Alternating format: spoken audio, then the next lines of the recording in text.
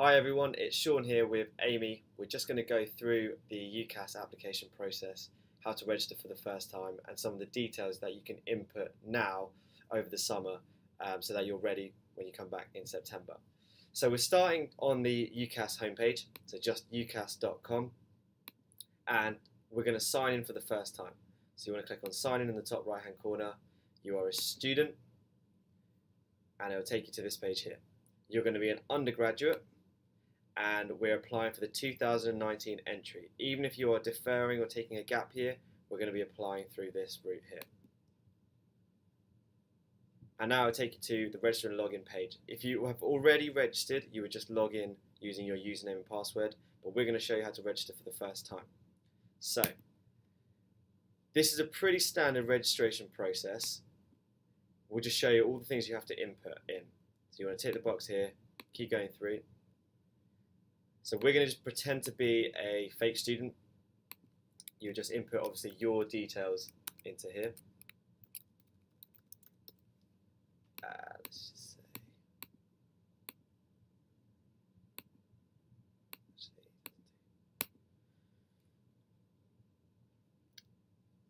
So we're going to be a UK student. If you're an international student, you would obviously click the non-UK part of it. I'm going to put Ashbourne's email. I need to put my mum's email there again.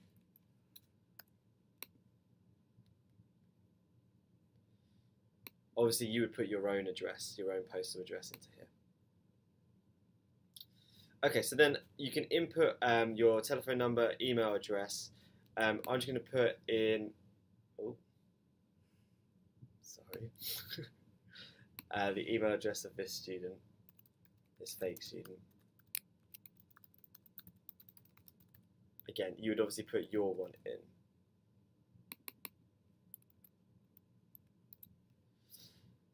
Down here, this is how UCAS can contact you. Normally, students will put in their email and text. You can put all three if you like. For now, I'm just going to put email. I recommend doing at least email and text. Okay, then you've got to create a password. Make sure that when you put your password in, you make a note of it. Often students forget what their password is. Just make a note of what your password and username are going to be.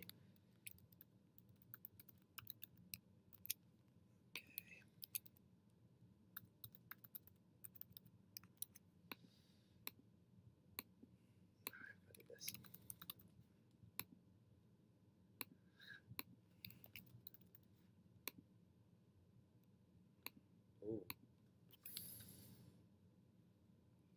Tennis. It's nearly Wimbledon. Where was your favourite holiday? So you just found out a little bit about me, everyone.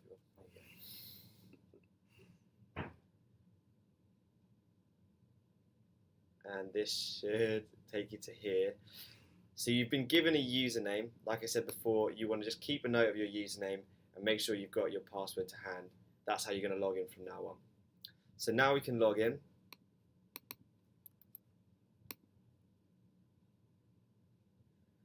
We're applying through school, college, obviously. And then you've got to input your buzzword, which will come up in the email that this video is attached to. For this year, it's going to be Ashbourne 2019.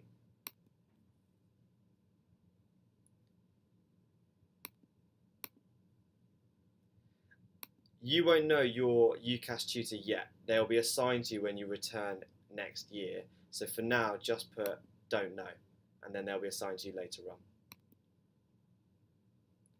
So this is now your UCAS login homepage. This is your personal ID, which is very, very handy. If you ever contact UCAS, they'll ask you for this personal ID, so make sure you make a note of that as well. On this homepage, you've also got to verify your email address, so do that straight away.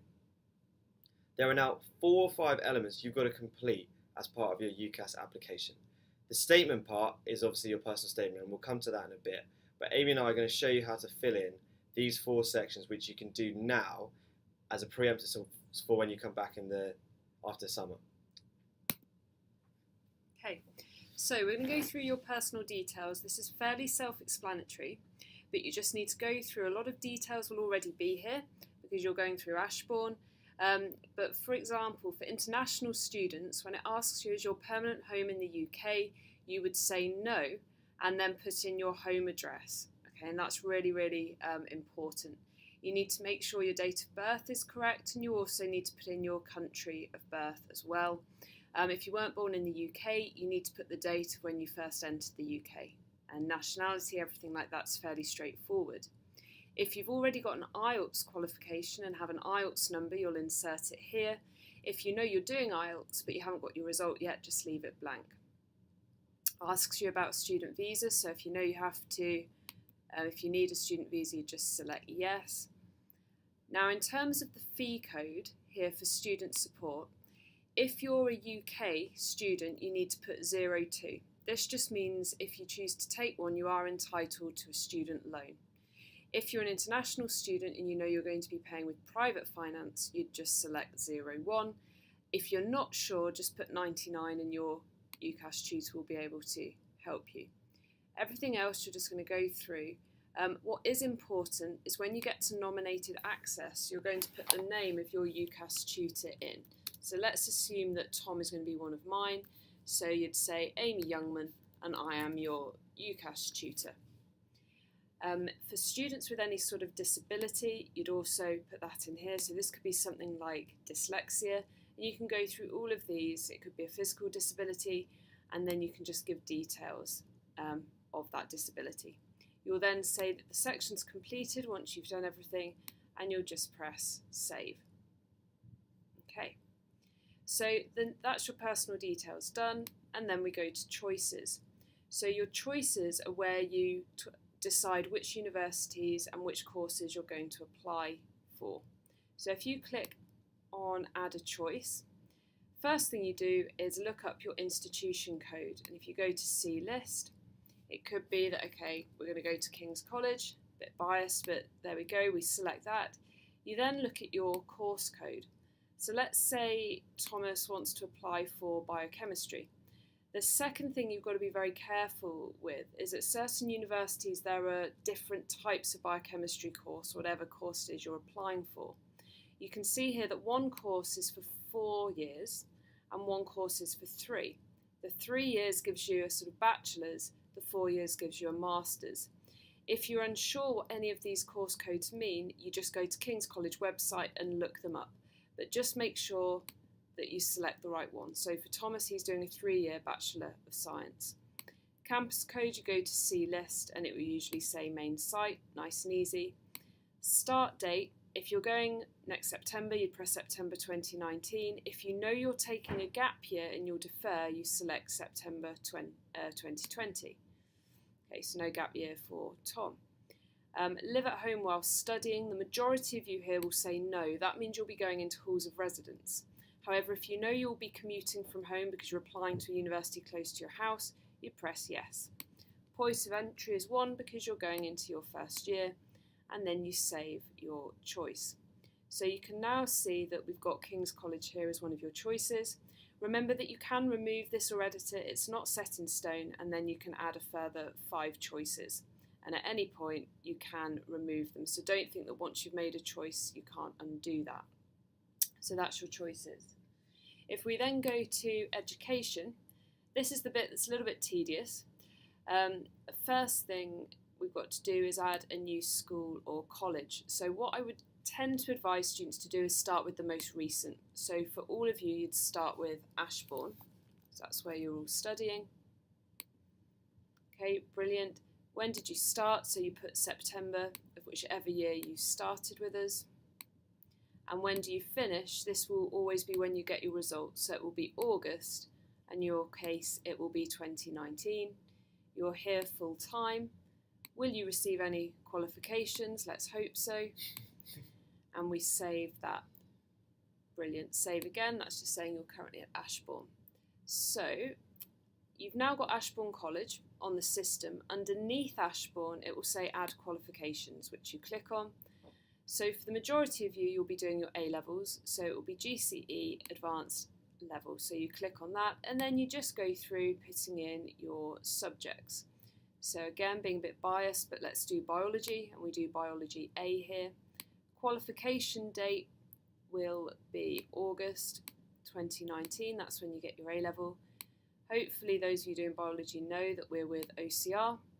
The grade you would put here as pending because you don't have it yet. You won't know it until August. You go to the bottom, you do save and add similar. The only time you would put a grade as not pending is if you've already done that A-level. So for example, if you've taken a language in your AS year, you can put the grade that you achieved in that language if you're not going to resit it further. Perfect. So why don't we do that? So let's say you've done French and you've already got your A-level. So if you've already got it, that means on the qualification date would be August of this year, 2018. Let's say we're doing Pearson, and your grade would then be an A star because that's something you've got, and then you can press save again because a lot of you may already have an A-level in a language. So for a future date, I see, let's make it 2017. Perfect. I'm ahead of us.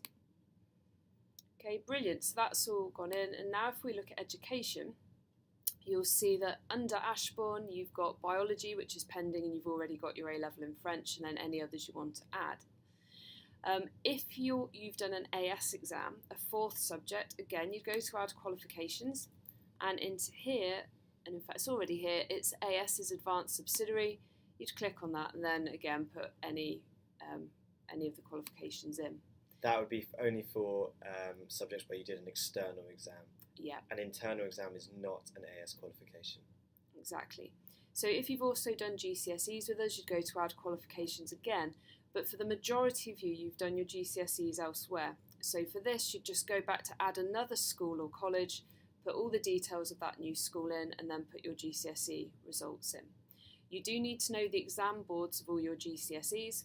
So if you don't know that off the top of your head, ask your parents. Failing that, ask us because we'll have all your results on the system at Ashbourne. And that's your education. So we're now on to employment, which is quite easy. If you're not doing any paid work, you would just say section complete and saved. But for some of you, you do work part-time, so you would add an employer. So it could be that you're working at Starbucks, and you'd put Starbucks, the address, job description, when you started, when you finished, and the type of work, and then just press save at the end of it. So it gives you the opportunity, if you have done any paid employment, to put that in. And then finally, we have the statement. Yeah, so the first 4 parts of this application are all about your personal details. And they do take a little bit of time to do, and you've got to make sure you do them correctly. That is then 1/3 of your application done. The second part is then the personal statement, which you've already been discussing with your personal tutors throughout the year. This is what we'd like you to work on over summer. And the more you do this summer, the easier it's going to be going into your second year for you and your UCAS tutor to send off your application as soon as possible. You can notice here the 2 restrictions that you've just got to bear in mind. With your personal statement, it cannot exceed 4,000 characters, which is about a page, or 47 lines, whichever one comes first. Just bear in mind that. It's okay in your first few drafts. If you're over the limit, we'll just edit it down with your UCAS tutor. You probably won't want to use this box just yet. I imagine you'll do your drafts either in a Google Doc or in a Microsoft Word document, work with your UCAS tutor, and then as you get close to the completing your application, you can just copy and paste it into this box. So for now, you don't really need to fill in this section. The main thing over summer is you get these 4 as finished, as completed as close to completed as possible. Sorry. If you have any questions about the UCAS application or about registration, you can email in to Amy or myself. But when you get back in September, you'll be assigned a UCAS tutor who will regularly meet. And if you have any real questions, you can just ask them. Thank you very much for watching.